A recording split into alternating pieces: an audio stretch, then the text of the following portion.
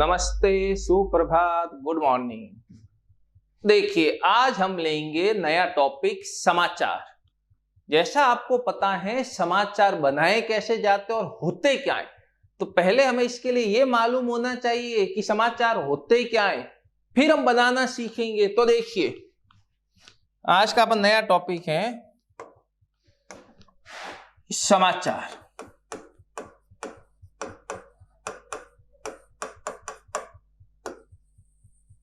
समाचार क्या परिभाषा है, समाचार कहते हैं किसे, ये हमें पता होना चाहिए।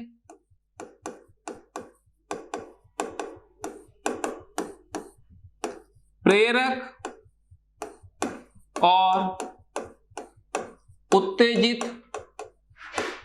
प्रेरक और उत्तेजित करने वाली हर सूचना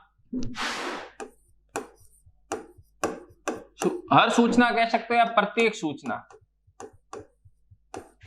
सूचना समाचार कहलाती है।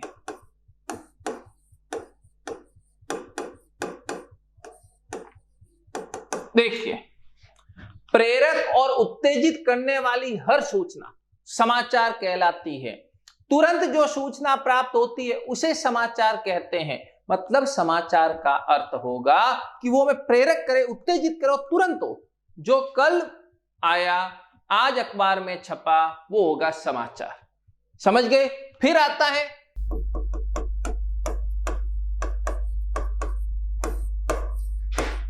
समाचार के तत्व।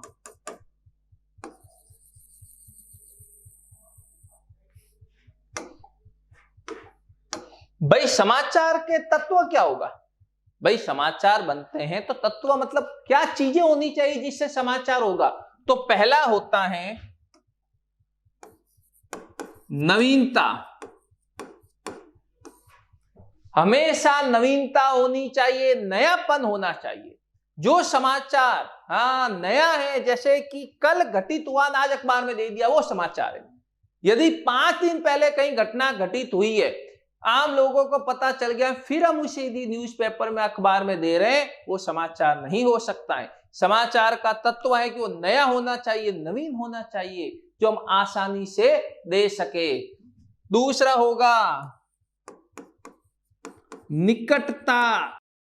निकटता होनी चाहिए, मतलब जो समाचार दिया जा रहा है वो लोगों के पास में होना चाहिए, लोगों के करीब होना चाहिए, उसे अपनेपन का एहसास होना चाहिए कि हम उसे जानते हैं। जैसे हम राजस्थान के हैं और मान लो राजस्थान की कोई अपने क्षेत्र की न्यूज है, जोधपुर की, तो वो न्यूज आएगी तो वो सही है। अब कहीं दूसरे देश, राज्य के किसी प्रांत की कोई न्यूज है तो वो इंपॉर्टेंट है, तो वो भी काम की, लेकिन वो निकटता नहीं है, वो नवीनता है। निकटता का अर्थ है वो पास में होनी चाहिए। तीसरा, प्रभाव। वो हम पे क्या डालना चाहिए? प्रभाव डालना चाहिए, प्रभावित करनी चाहिए। मतलब जो न्यूज समाचार में आई है उसका हम पर प्रभाव पड़ना चाहिए। सोने के क्या भाव है, शेयर मार्केट कितना ऊपर नीचे हुआ, कोई भी चीज है, जैसे भारत चाइना में युद्ध की संभावना, तो हम पे प्रभाव डालता है, तो वो समाचार का तत्व है। फिर चौथा होगा संघर्ष, टकराव। ऐसी न्यूज जो संघर्ष हो, जैसे भारत और चाइना में कभी भी युद्ध की संभावना हो सकती है। समझ गए बात को? दो बड़े सुपरस्टार हैं, उनके बीच लड़ाई हो रही है, झगड़ा हो रहा है, तो ऐसी चीजें जो संघर्ष के बारे में हो, टकराव के बारे में हो, लोग उसे भी पढ़ना पसंद करते हैं। फिर पांचवा, जनरुचि। लोगों का उसमें इंटरेस्ट होना चाहिए। जैसे कि आपने देखा होगा, खेल पृष्ठ आ रहा है तो देखना क्रिकेट की न्यूज आती है, वो बहुत बड़ी आती है, और आप देखना ना एथलेटिक्स की न्यूज आती है, वो छोटी आती है। क्यों? क्योंकि अखबार वाले को, समाचार देने वाले को पता है कि समाचार में उस लोगों की रुचि क्रिकेट वाले में ज्यादा है, एथलेटिक्स में कम है, तो जो लोगों को ज्यादा पसंद है वो समाचार ज्यादा दिए जाते हैं। फिर अगला देखो, नवीनता हुई, निकटता हुआ, प्रभाव, संघर्ष, जनरुचि, अनोखापन। आपने देखा होगा कई बार अनोखी चीजें होती है, अनोखापन होता है। जैसे आपने देखा होगा कुत्ते ने आदमी को काटा, ये कुछ भी बड़ी घटना नहीं है, लेकिन आदमी ने कुत्ते को काट दिया, अब ये बड़ी घटना है, क्योंकि आदमी कुत्ते को काटता है, ये बहुत बड़ा अनोखापन लिए हुए होता है। समझ के बात को? आपने वो विचित्र बच्चा पैदा हुआ है, ऐसी चीजें लोग पढ़ना पसंद करते हैं, तो वो भी समाचार का हिस्सा है। देखिए तो क्या हो गया, अपने नवीनता हुई, निकटता हुआ, प्रभाव हुआ, संघर्ष हुआ, जन रुचि हुई, अनोखापन हुआ है। फिर अपने को 7वां पॉइंट मैंने आपको पहले बता दिया था समाचार में, प्रेरक और उत्तेजित करने वाली सूचना। तो प्रेरक में एक और आते, देखिए आम खबर। आम खबर मतलब खबर छोटी है लेकिन लोगों के लिए वो बड़ी है। जैसे स्कूल कब खुलेंगे, कोरोना के कारण स्कूल बंद है, अब वो आम है बड़ी खबर, लेकिन आम व्यक्ति होता है, उसका बच्चा तो घर में, अब वो स्कूल कब खुलेगी उसके लिए वो छोटी न्यूज है, लेकिन अखबार वो बार बार देखेगा कि कब खुलेगी, तो ऐसी न्यूजें। समझ गए बात को? आपके क्षेत्र में कितने बजे बिजली बंद रहेगी, 2 बजे से 4 बजे तक, वो आम खबर है, लेकिन वो लोग उसे भी पढ़ना पसंद करते हैं।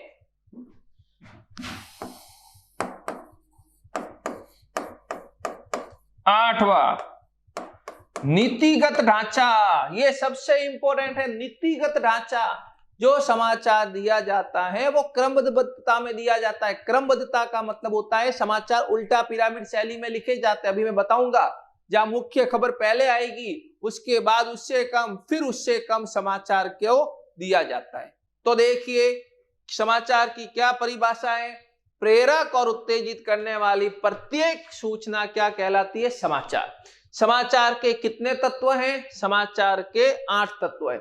समाचार में नवीनता होनी चाहिए, नयापन होना चाहिए, समाचार में निकटता होनी चाहिए, आम लोगों के पास का होना चाहिए, समाचार प्रभावशाली होना चाहिए, उसका हम पे प्रभाव पड़ना चाहिए, समाचार संघर्ष वाला होना चाहिए, कहीं पर भी संघर्ष हो रहा है, युद्ध की संभावना है, वो समाचार का हिस्सा बन सकता है, जन रुचि, लोगों की रुचियों का ध्यान रखा जाता है, अनोखेपन जैसी घटनाएं होती है, मैंने कहा विचित्र बच्चा पैदा हुआ है, या फिर आदमी ने कुत्ते को काटा, ऐसी न्यूजें। फिर आम खबर होती छोटी चीज है, बिजली कब कटेगी, लेकिन वो भी समाचार का हिस्सा होता है। और लास्ट में नीतिगत ढांचा। नीतिगत ढांचे का मतलब समाचार उस क्रमबद्धता में दिया जाता है, पहले महत्वपूर्ण सूचनाएं, फिर उसके बाद उससे कम महत्वपूर्ण सूचनाएं। फिर आएगा समाचार की शैली।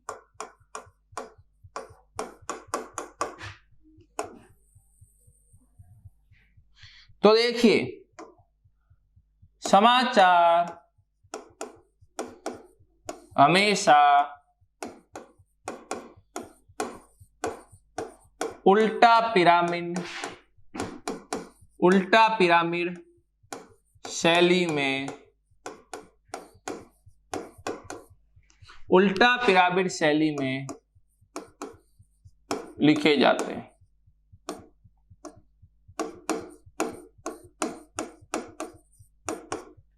समाचार हमेशा उल्टा पिरामिड शैली में लिखे जाते हैं, हमेशा उल्टा पिरामिड शैली। उल्टा पिरामिड शैली क्या होती है, तो देखिए बताता हूं।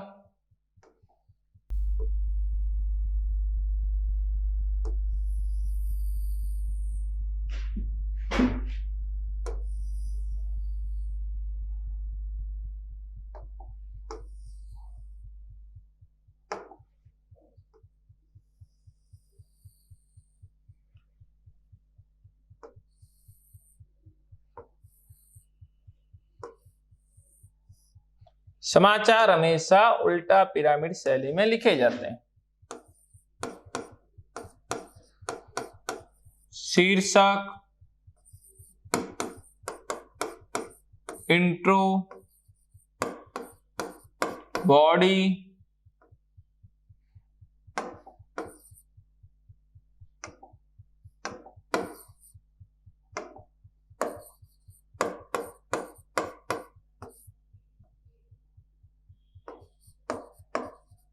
समापन।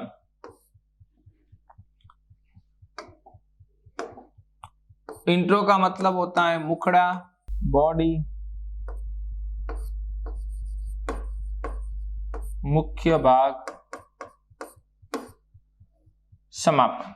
देखिए,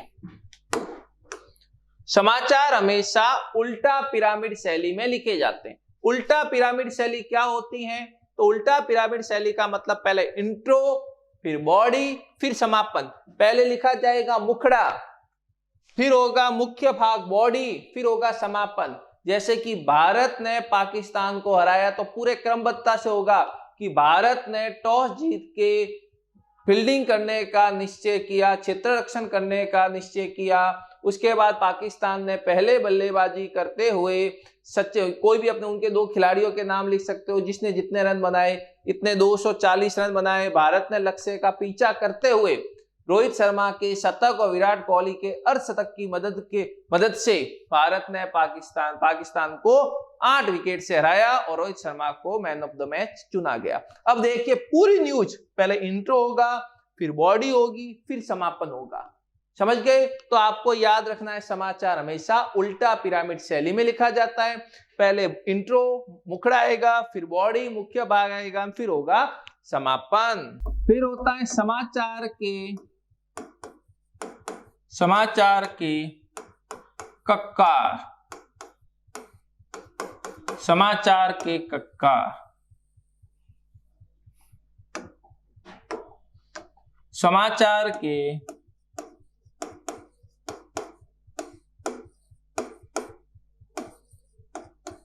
छह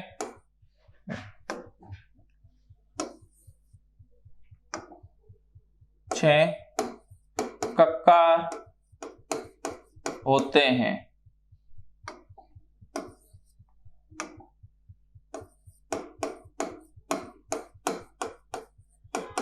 छह कक्कार होते हैं।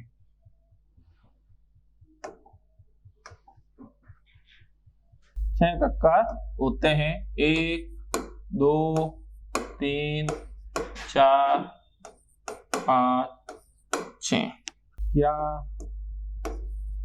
कौन, कब, कहाँ, कैसे, क्यों। देखिए, उल्टा पिरामिड शैली के बाद समाचार में 6 कक्कार होते हैं। कक्कार का मतलब क से शुरू होते हैं। समाचार हमेशा 6 कक्कारों से बनता है। कैसे? क्या हुआ, कौन थे, कब हुआ, कहां हुआ, कैसे हुआ और क्यों हुआ। ये 6 कक्कार मिलकर ही समाचार का रूप धारण करते हैं। तो देखिए,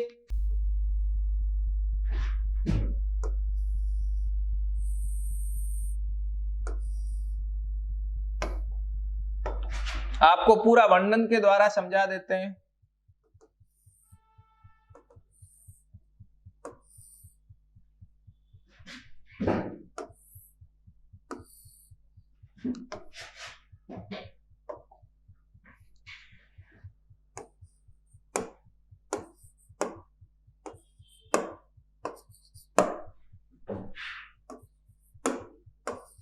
एक, दो, तीन, चार, 5, 6। क्या, कौन, कब, कहां, कैसे, क्यों।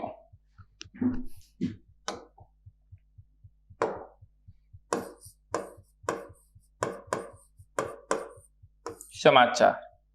अब देखिए, ये होते हैं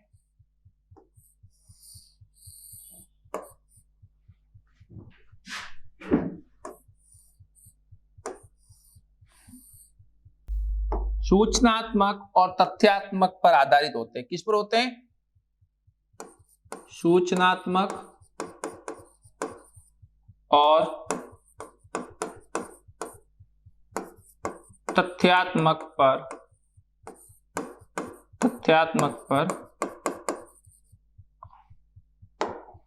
आधारित। आधारित।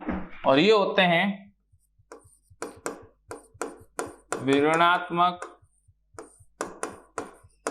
व्याख्यात्मक और विश्लेषणात्मक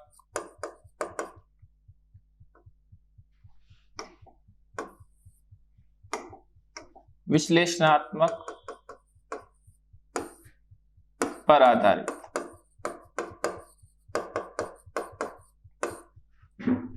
देखिए, समाचार के 6 कक्कार होते हैं। समाचार के 6 कक्कार होते हैं। क्या, कौन, कब, कहां, कैसे और क्यों।